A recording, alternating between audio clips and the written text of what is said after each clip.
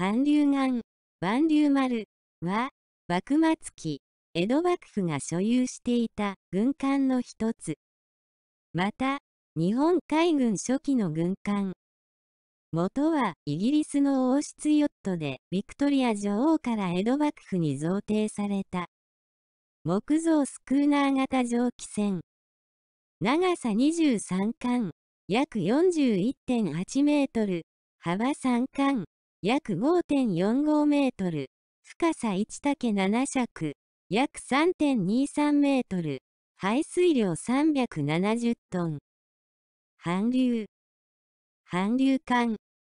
あと、雷電。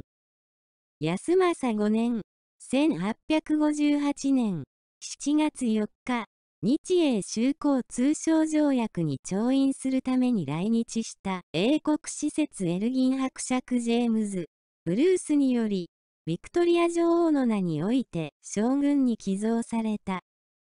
バランスの取れた美しい姿で、浸水当時アメリカの新聞にイラスト入りで紹介されている。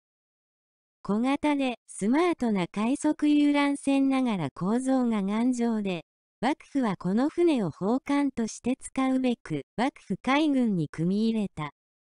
明治21年、1888年1月28日に廃艦となり、高知県に無償で払い下げされて捕鯨船となる。その後さらに愛知の汽船会社に買い取られて商船となり、明治30年、1897年、大阪の木津川造船所で解体された。解体時、木村海舟がその木片をもらい受け、韓流と書いて飾った。性能諸言。